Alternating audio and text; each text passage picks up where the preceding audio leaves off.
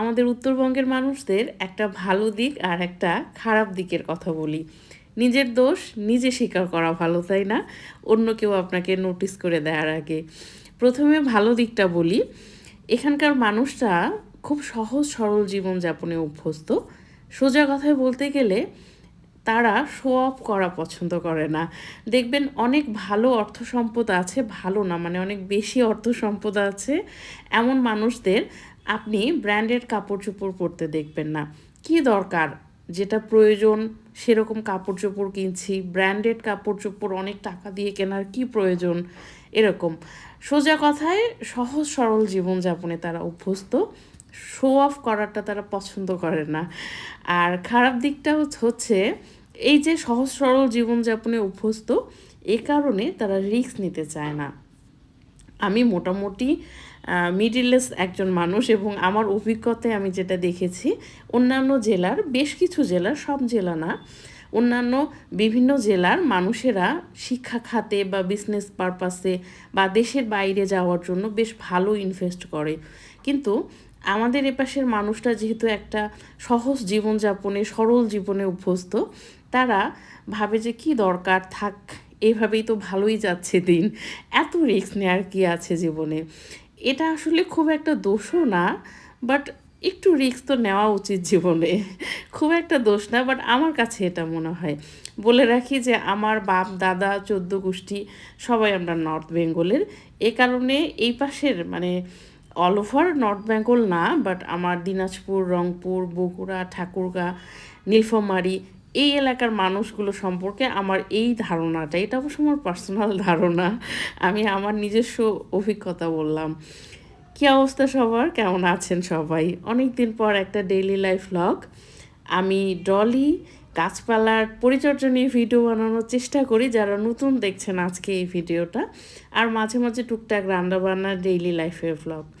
সবসময়ের মতো আমার ডেইলি লাইফ ভ্লগ করা খুব প্যারা মনে হয়।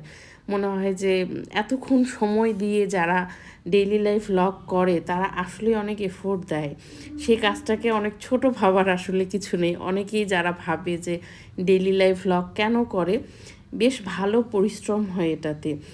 অনেকক্ষণ কথা বলা বা শ্যুট করা প্রত্যেকটা কাজ, এটা আসলেই বেশ একটা কষ্টের কাজ। আমরা যারা মনে করি যে খুব সহজ, তেমনটা না। খুবই অলস একটা দিন শুরু হয়েছিল আজকে, যেহেতু ছুটি টানা 3 দিনের। আমরা দেরি করে ঘুম থেকে উঠলাম, এরপর দেরি করে নাস্তা করলাম, বাকি সমস্ত কাজ আজকে দেরি দেরি। রান্না হচ্ছে ইরার পছন্দের, মাঝখানে 2টা আইটেম আমার পছন্দের, করলা ভাজি আর আমের চাটনি। ইরাই বলছিল যে আজকে পোলাও খাই, বাট আমি যখন রান্নার প্রিপারেশন নেব তখন দেখি যে বৃষ্টি আসা শুরু হয়েছে। আকাশ মেঘলা মেঘলা সকালের পর থেকেই। তো ভাবলাম যে করাই যায়, আর কয়েকদিন তো প্রচণ্ড গরম ছিল। এ কারণে মনে হলো যে আজকে করা যায়, যেহেতু বৃষ্টি আসবে বা সম্ভাবনা আছে এরকম লাগছে। আয়োজন খুব নর্মাল, পোলাও, চিকেন, তারপর সালাদ, আমের টক যেটা একদম হালকা চিনি দিয়ে করা, যেটা 5 ফোড়ন দিয়ে, আর হচ্ছে একটু ক্রিস্পি করে করলা ভাজি। অনেকে পোলাওর সাথে করলা ভাজি শুনলে নাক সিটকাতে পারেন, বাট কম্বিনেশনটা আমার কাছে ভালো লাগে।